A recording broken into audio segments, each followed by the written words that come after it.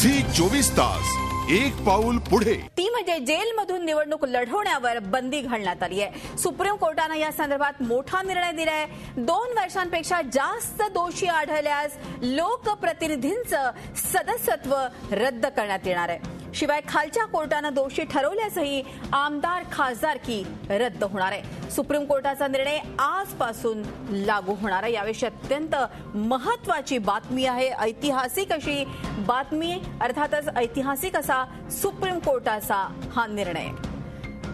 जेलमधून निवडणूक लढवण्यावर आता बंदी घालण्यात आली आहे। सुप्रीम कोर्टाने या संदर्भात मोठा निर्णय दिला आहे। Criminals and people with criminal background or corrupt background to become people's representatives at any level, panchayat level, MLA, member of parliament, nowhere. Court is a moral authority and court will not approve.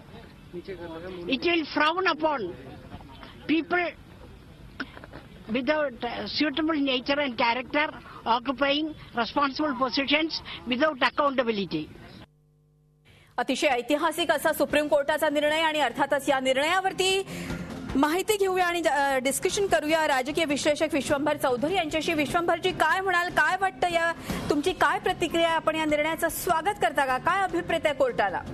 हो, नक्कीच मी पहिल्यांदा या निर्णयाचं स्वागत करतो। ते अशा अर्थाने की राजकारणाचं जे गुन्हेगारीकरण झालेलं आहे त्याला कुठेतरी चाप लावण्याच्या दृष्टीने सरकारने जरी काही कारवाई करायची नाही असं ठरवलेलं असलं तरी आता कोर्टाने ठरवलं, ही अतिशय उत्तम गोष्ट आहे। दुसरं म्हणजे की 2 वर्षाच्या पेक्षा शिक्षा, मला वाटतं ही सुरुवात म्हणून आपण याच्याकडे पाहायला पाहिजे। माझ्या मते खरं म्हणजे अगदी 6 महिन्याची शिक्षा झाली तरी तो कायदा लागू करायला पाहिजे आणि प्रतिनिधित्व रद्द केलं पाहिजे, परंतु हेही नसे थोडके म्हणून आपण 2 वर्षाच्या शिक्षेने सुरुवात करायला हरकत नाही की 2 वर्षाची शिक्षा असेल तर निवडणूक रद्द होईल। तिसरं म्हणजे महत्वाचं की तुरुंगातून निवडणूक लढवता येत नाही, ही मला अतिशय महत्वाची प्रोव्हिजन वाटते आहे। कारण पैशाच्या जोरावर, गुंडगिरीच्या जोरावर आम्ही कुठूनही निवडून येतो आणि मागोमाग फुलंदेवी सारख्यांनी सुद्धा या निवडणुका लढलेल्या आपण पाहिलेल्या आहेत। तर तेव्हा एका परीने हा निर्णय अतिशय दूरगामी, अत्यंत आवश्यक असा राजकीय प्रक्रियेला आजच्या एक प्रकारे कुठेतरी चाप लावणारा अशाच प्रकारचा म्हणावा लागेल।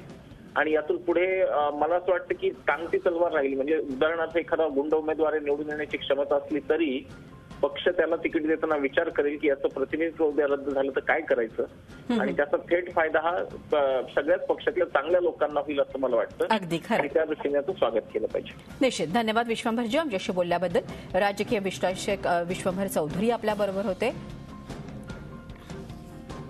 माजी IPS अधिकारी YP सिंग देखील या विषयावरती बोलण्यासाठी आपल्या बरोबर आहेत। YP, काय वाटतं, एकूणच या निर्णयामुळे गुन्हेगारी राजकारणावर अंकुश बसेल? ही जे अटी आहे ते 2 वर्षाची आधीपासून जे रिप्रेझेंटेशन ऑफ पीपल्स ऍक्ट आहे त्यामध्ये अशी तरतूद होती की जर कोणाला 2 वर्षपेक्षा जास्त शिक्षा मिळाली मग त्याला पुढच्या निवडणुकीकरता तो जे अपात्र ठरतात। फक्त आता जे त्या हल्ली जे त्या जेव्हा तो तिथे सीटवर आहे मग त्याची सीट जे आहे निरस्त होत नाही।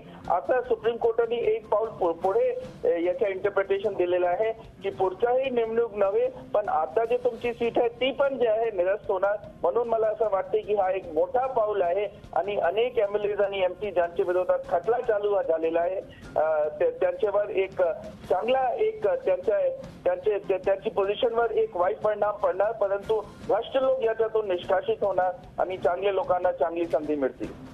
खरंय, धन्यवाद आमच्याशी बोलल्याबद्दल। माजी IPS अधिकारी YP सिंग आपल्या बरोबर होते। सर्वच स्तरातून आणि सर्वांनीच या निर्णयाचं स्वागत केलं आहे। जसं विश्वंभर म्हणाले की 2 काय अगदी 6 महिने जरी शिक्षा भोगली असेल तरी हा निर्णय लागू व्हायला पाहिजे, परंतु हेही नसे थोडके याप्रमाणे 2 वर्षांपेक्षा जास्त शिक्षा झाल्यास अर्थातच त्याचं सदस्यत्व रद्द होऊ शकतो। जेलमधून निवडणूक लढवण्यावर बंदी घालण्यात आली आहे। सुप्रीम कोर्टाने या संदर्भात मोठा निर्णय दिलाय। 2 वर्षांपेक्षा जास्त जर का दोषी आढळल्यास लोकप्रतिनिधींचं सदस्यत्व रद्द करण्यात येणार आहे। शिवाय खालच्या कोर्टानं दोषी ठरवल्यासही आमदार आणि खासदारकी रद्द होणार आहे। सुप्रीम कोर्टाचा निर्णय आजपासून लागू होणार आहे। झी 24 तास एक पाऊल पुढे।